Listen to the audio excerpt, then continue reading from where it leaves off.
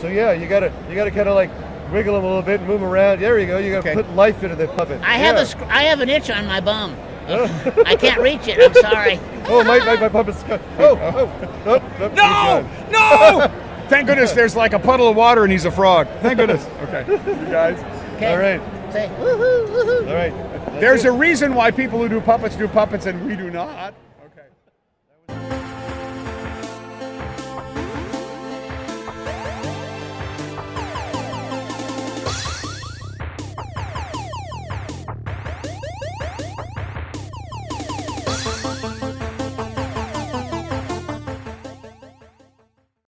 Hi, Flick here from the Nerd Soapbox, and today we're at the Stan Lee Los Angeles Comic-Con, and I'm with voice actor Brian Cummings. Hey Brian, Give me four, man. Cool. Yeah, nice to see you. Nice to see you. Yeah. So how's your con so far? So far, I've had a really good time. I have realized I'm in the wrong business because I'm not doing the most business. Right across from me is the bathrooms are doing amazing visits here. So I don't know what the deal is, but yeah. Cool. Okay. So you were in the Berenstain Bears? You were a Papa Bear? Actually, this is the old Berenstain Bears when Hanna-Barbera did it. So I got to be Papa Q Bear, who was always right, except he was a buffoon. I got to be the mayor. I got to be the scientist, actual, factual. I was even Big Paw Bear, the creature that was designed to be like run by guys who were hiding in the forest. Yeah, cool. I like that voice. Thank you. Okay, that was fun. You were DuckTales. Yes. Doofus Drake? Doofus Drake was a little guy who was very insecure and kind of a chubby kid and stuff. But his whole idea was someday he would have confidence if he grew up to be just like Launchpad, because Launchpad was my hero. Cool, huh? Okay, how did you get into the voice acting? Well, I pulled up to the studio and then they parked my car. Oh no, you mean like when I started? Yeah. Okay. Actually, I want to be honest with you, okay? Okay. This is the year that I officially cross over from Fogey to Codger. Or is it the other way around? I forget. So I've been around for a long time. When I was a kid, I was fascinated by cartoons. Right. And like a lot of kids, as a kid, you don't realize that there's competition or you can just... So I talked funny. And I talked back to the cartoons in my little fantasy world, and I amused the neighbor lady doing stuff like my Elvis impression. Okay, so, and I kind of just always gravitated to that. All right. But like most kids, I thought I wanted to be what the characters that they play did. So I wanted to be a skin diver when I saw an adventure show. But I just fantasized about it. And as I got into high school, like other people who do this, like the Pat Fraleys or Robin Williams or and I've only mentioned 2 out of 3 zillion amazingly talented people. We all, if you ask those people, what did you major in school? Most of us would say, probably acting out, because I wasn't confident unless I was playing a character, you know? Right. Yeah? I don't know if you relate to that kind of stuff. I totally relate to that. Okay, I think you're blushing a little bit. You're turning pink there. Okay. It's hard to tell because of my complexion. Yeah, I get it. Yeah. Wish I had that. Yeah, okay. Wish I had that hair too, but never mind. Okay. What were some of your favorite cartoons as a kid? So Dawes Butler was my idol. So I loved the Huckleberry Hound stuff, Yogi Bear, yeah, my darling Clementine.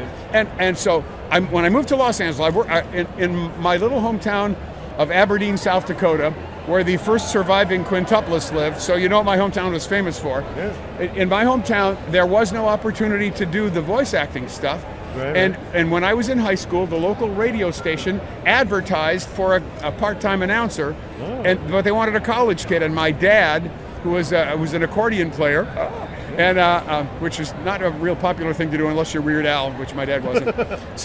But he was an accordion player, so he said, "Go try out." And I went, "Dad, I'm still in high school." He said, "Try out." And I think they figured this kid's got 2 years left to go in high school. Right. Then he'll go to college, and we won't have to hire a part-time guy for 6 years. So I got the job, and I would always do the commercials and have more fun doing that because I could do character voices than my on-air stuff. And so I came to Los Angeles after working in various places around the country. Okay. To follow my dream, and by strange coincidence, the place I got a job at was a radio syndication place, and Dawes Butler came in to guest on a radio show they produced. Wow. I summoned up the courage and said, "Hey man, listen to what," and he listened to the voices, and he said something that I thought was profound. He said, "That had some good things in it." I had just interviewed Yul Gibbons, the naturalist, who told me that he looked at a pile of humus, and he said, "Some people just see doo-doo. I see a flower." So when Dawes said it had some good things in it, I thought, it's like a bowl that's got a piece of prime rib, but you know it's the rest of the stuff in the bowl. But it didn't matter because I became his first student. Wow. He became my mentor, and he was a brilliant guy, and so we had a great time. Yeah, actually, I can do a Dawes trick. Yeah. One of his characters was called Quick Draw McGraw. And he also played Quick Draw's sidekick Babalooey. And Dawes had worked live audiences on stage, so it's a little teeny trick, but since he did the characters back to back, he would be doing Quick Draw and say, okay, Baba boy, we're going to hit him off at the pass. And he took his breath before he said at the pass, so when he said, we're going to hit him off at the pass, really, Quick Draw? So his characters would change, and there would be almost an overlap, because he took his breaths instead of between the characters in the middle of the line. Just a little teeny technique thing that I thought was pretty cool. It is really cool. Yeah. Wow. By the way, you have great eye contact. You know, that's amazing. Thank you. You're welcome. Cool. Well, you have pretty eyes. Oh, thank you. Thank you. This one's kind of got brown stuff in it. I think there was like trash on the road when I was a baby, but never mind. I also, people don't realize this. I'm going to reveal something I don't normally reveal. My age. I was born in 1948, roughly 9 months after the Roswell crash. I don't know, just say it. Okay, okay. That makes perfect sense. I know. Okay, I put makeup over the green. Okay, but yeah, okay. Dr. Mindbender. Oh, we can talk about the doctor. Yes. As actors, not as the character, and the character's magical. They have G.I. Joe conventions all the time, every year. And the fans still love the show. We did the show back in the 80s. There was another version in the 90s. Yeah, people still. People would come up to me when I was invited as a guest, and there would be father, son, and grandson. 3 generations of guys there to meet the doctor. It was very cool. So I have a lot of respect for Joe Bacall. Wally Burr was an amazing director. But the funny thing about always these things is you walk in, and somebody else, the art director, knows what the character looks like. Everybody has information you don't have, and you look at the information they give you, and then you try to come up with something. And at the time, it was like everybody's making Schwarzenegger jokes, so I did about 3 different things. One of them was a really bad, kind of a cheesy Arnold Schwarzenegger. Guess what? The doctor was in! There you go. So, you have a little more of the doctor? If you like, yes. If you are really good, you may have really nice eyes, but when we're done, I will change your eye color for you. Wow. Woohoo! Yeah. He's like, chills up and down my spine. Over the years, since we're doing live stuff, the evil Mindbender was really evil. I mean, he's just really, he loved the evil, but so as the years have gone by, we do him a little more comedically than we used to, because you don't want to scare the little kids. Okay. Adventures of the Gummi Bears.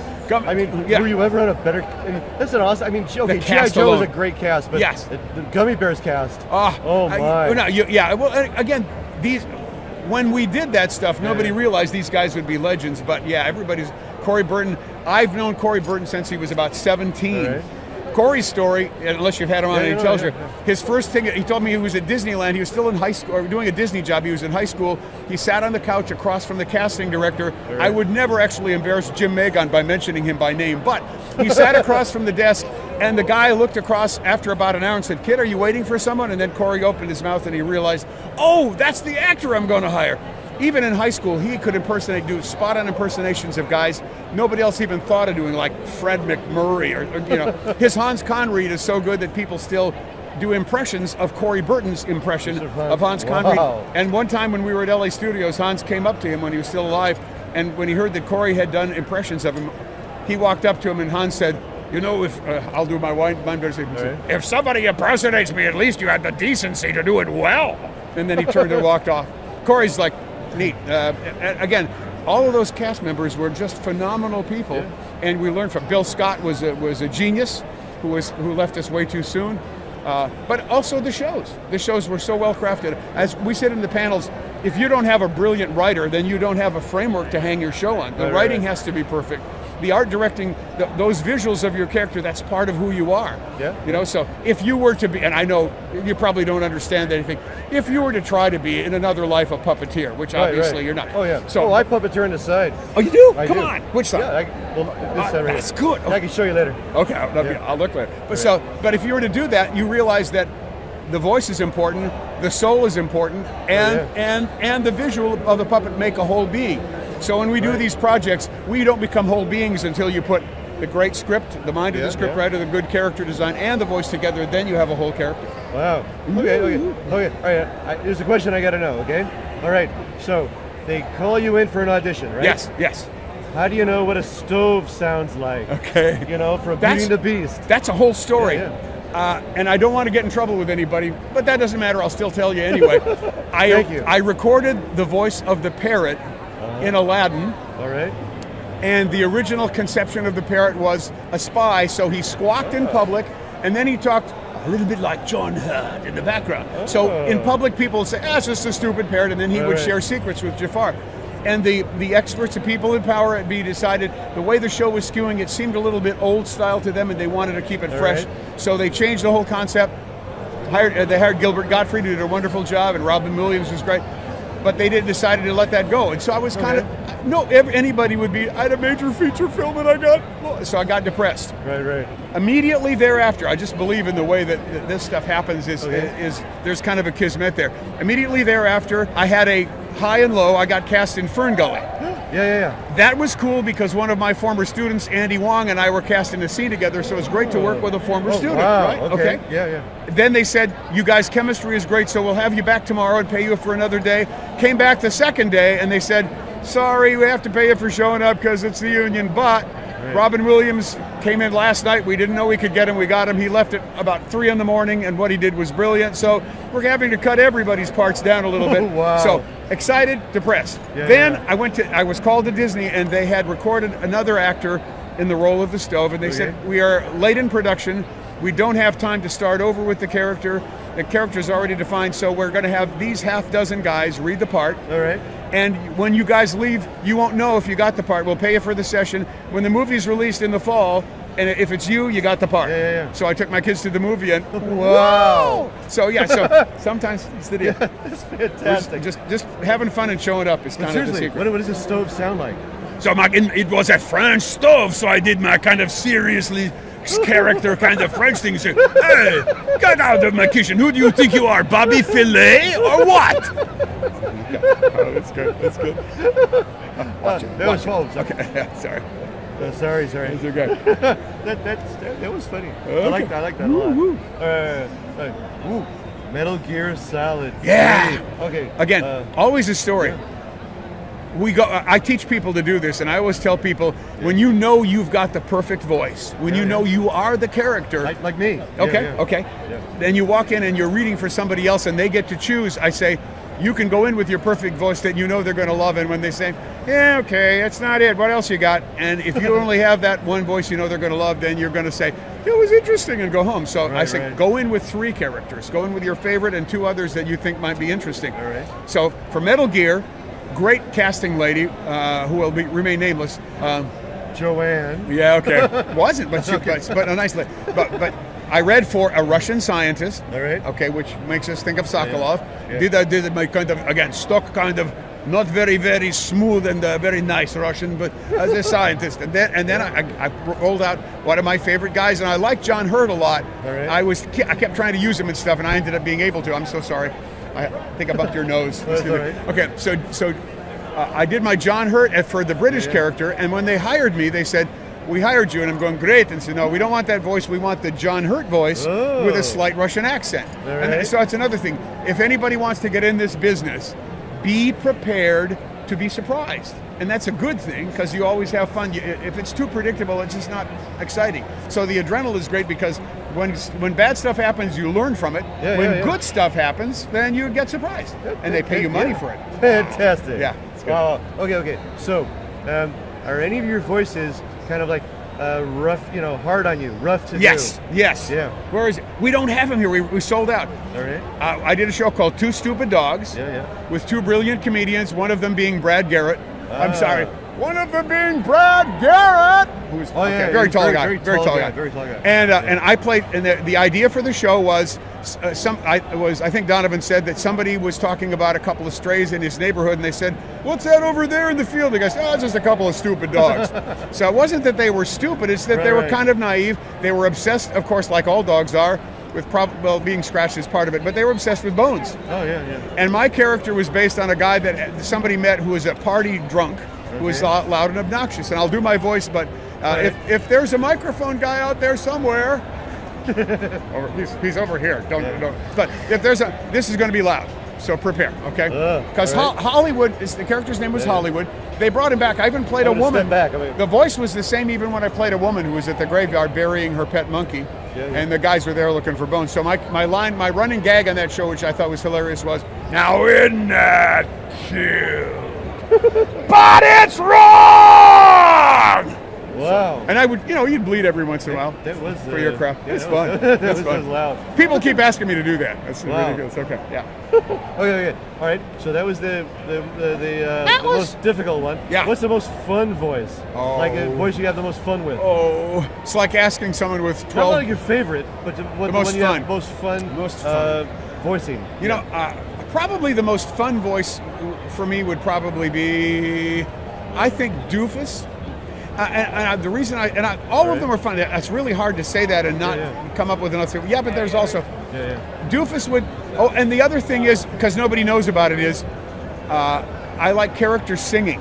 So the other thing about fun stuff is when I did California Raisins and I did Lick Broccoli. All right. And Lick Broccoli was the rock and roll star who moved kind of like Joe Cocker, who was kind of like weird in his movements, and sang like the old lead singer for Deep Purple. Oh, okay. And hated the Raisins because he was a rocker and they were like R&B. Deep Purple. Oh, I love Deep Purple too. As a matter of fact. So and also there were a couple of things that were kind of like that. Also, Deep Purple. Oh, sorry. Okay.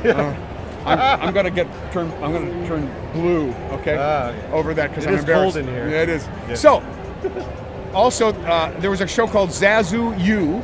Yeah. And Zazu U was a show that was so crazy that even the flashbacks had internal flashbacks. Whoa. So I'm thinking the guy had a very colorful 60s life and stuff kind of just kind of hit the synapses. But that was also cool because everybody's lines were crazy. Everybody was hilariously funny. Jerry Hauser was killer. Tress MacNeille was awesome. And the jokes were fabulous. My character was a woolly mammoth named Bully Mully who looked large and crazy and stuff, but talked like Richard Nixon. Oh, and it was it was over the top fun. So some of the bizarre ones that nobody's ever seen are like small ones are your favorites just because they're quirky and you wish you could have done more. Yeah. Okay. But so I think that always these things that you do. What you asked me today, my favorite would be, or the easiest or the most fun, will change by later this afternoon. Because the secret of this business is it's all magical and you just can't get enough of it. You want to do more. Wow. Yeah. All right.